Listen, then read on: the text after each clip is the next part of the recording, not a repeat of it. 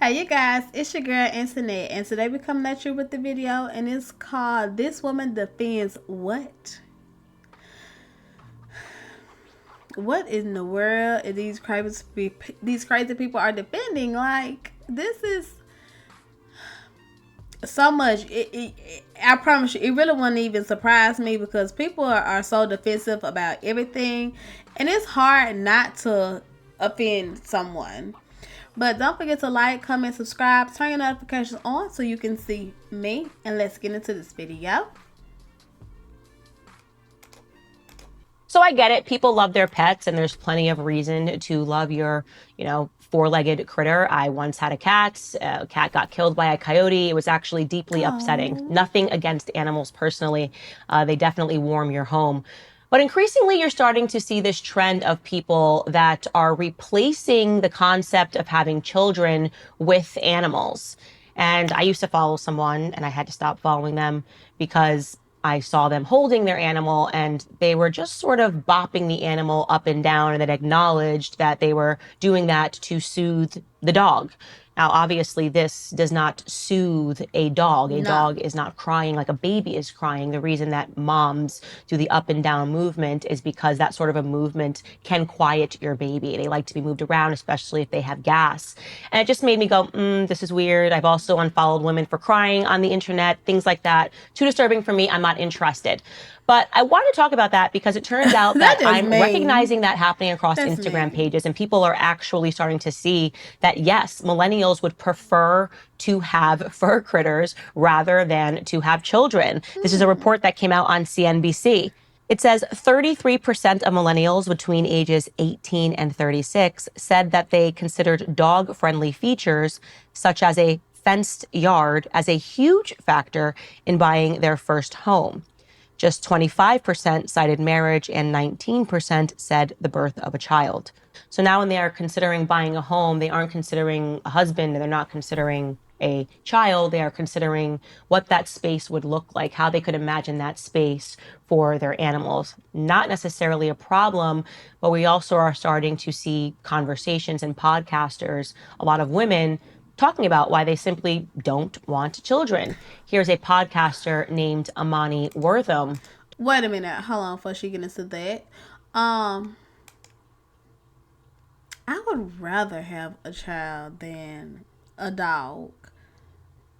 Or a cat. I'm just, call me old fashioned, but I would rather have a husband, someone who gonna talk back.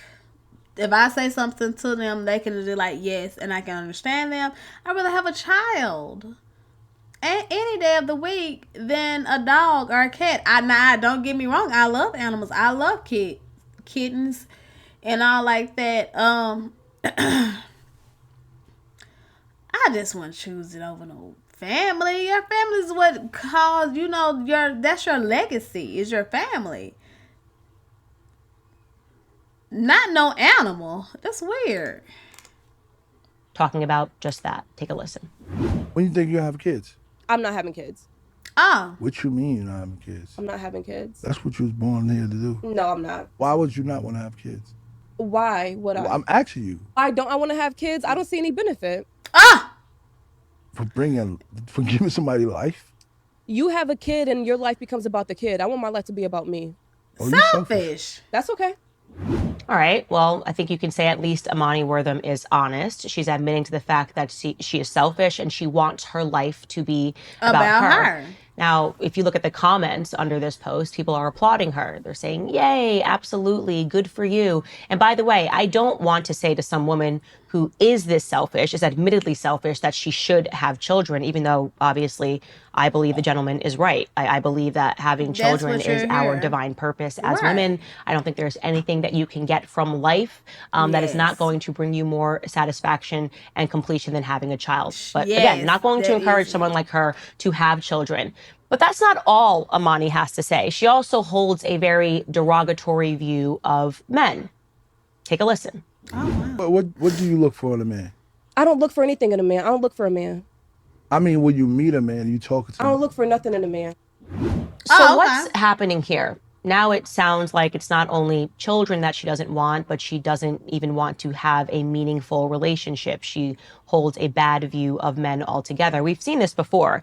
You know, me and Matt Walsh last week, obviously, I read him Megan Fox's poem book, another person who I think would qualify as a millennial. And she had that poem, just 7 lines of saying, I hate men, I hate men, I hate men, I hate men. That's the attitude that Amani is expressing in this podcast as well.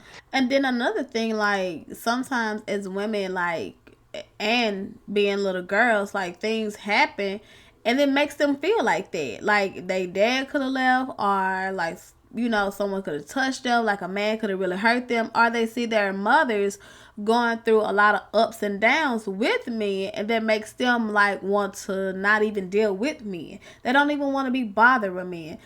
But at the end of the day, everyone needs that compassion. You know, they need that compassion just so they can feel loved and stuff. I mean, like, you can feel loved yourself, but, you know, you're going to want someone to, you know, hold you at night, or, you know, just loving you.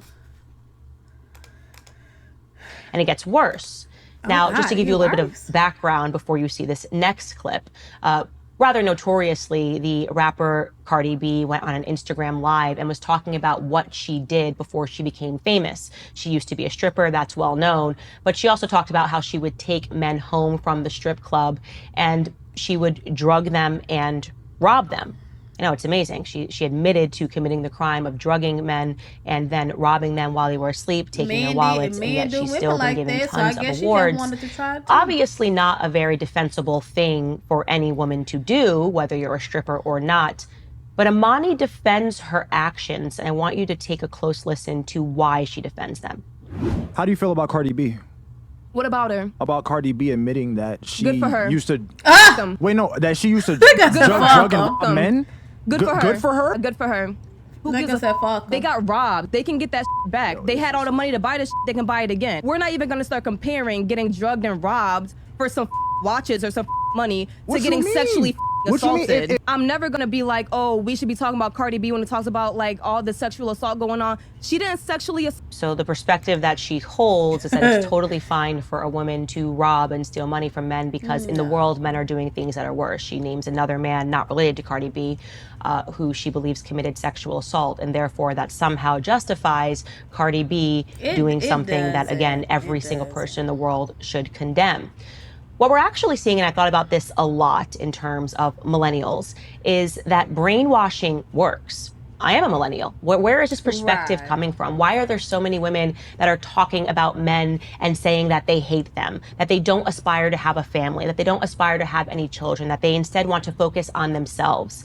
And by the way, when you look at that clip of her, you can see that there is no internal joy coming out of her. This is not a happy woman that is speaking. I know it's supposed to be sold to you as this is INDEPE, independent woman. She's confident as well.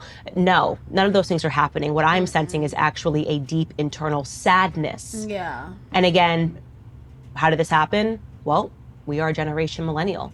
I think back to my own schooling experience. I think back to why it is that I used to hold the perspective that I should aspire to be a feminist, that I should aspire to climb the corporate ladder, that we do not need men at all in our lives. And fortunately, those perspectives were shattered for me before I could end up like Amani. And it really starts with school. The state began an initiative where once upon a time in America, women were learning home ec, men were learning trades, crafts, you know, how do you build your home? How do you take care of your children?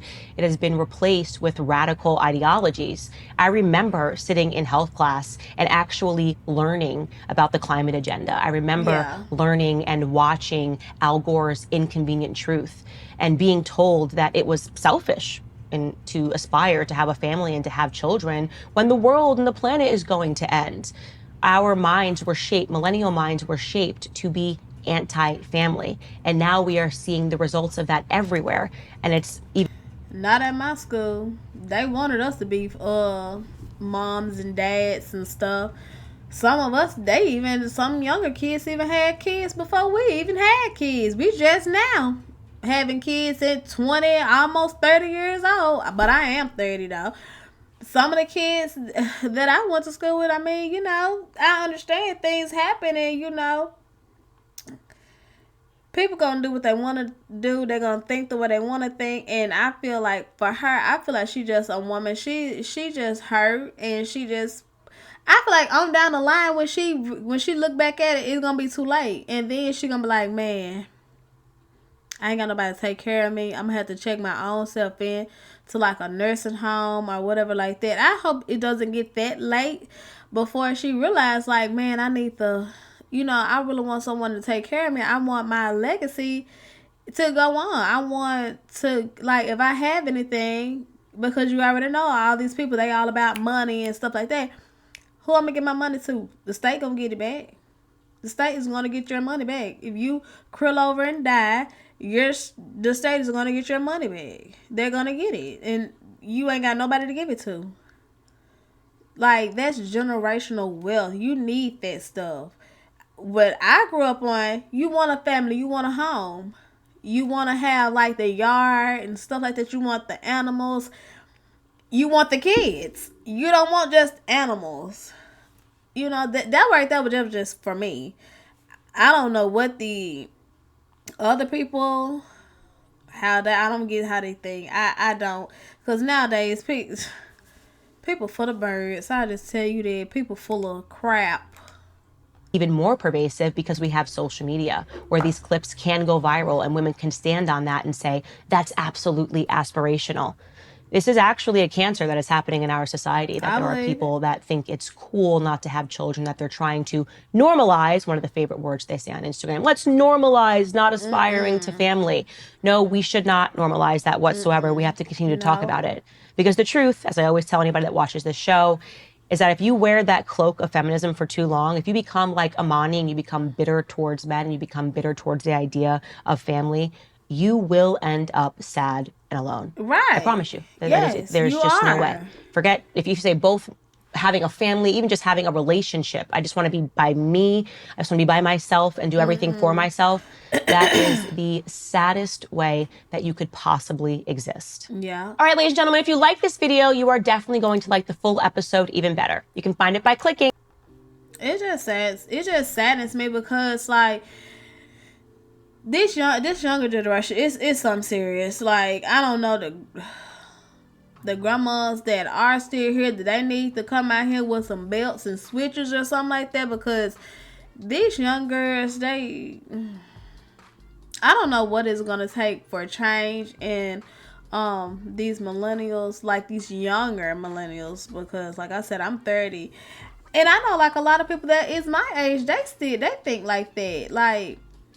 And I know for one thing, like, they don't want to become older. Like, I don't want to become older. I'm like, oh my God, I'm getting old. Now, I do think like that now, because I'm just like, man.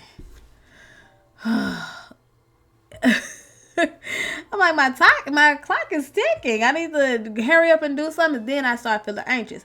But I still want more kids. I still want a bigger house and all like that. I still want things to accomplish, you know, like, and I feel like that is like your dream. I understand, yes, people want to make money, they all about themselves, they want to get this bag, they want to just do all these men and all like that, but at the end of the day, I don't think you're going to get it as an STD and an STI. That's what I think about that video, you guys. Tell me what y'all think about it, and I will catch y'all in the next one. Bye, you guys.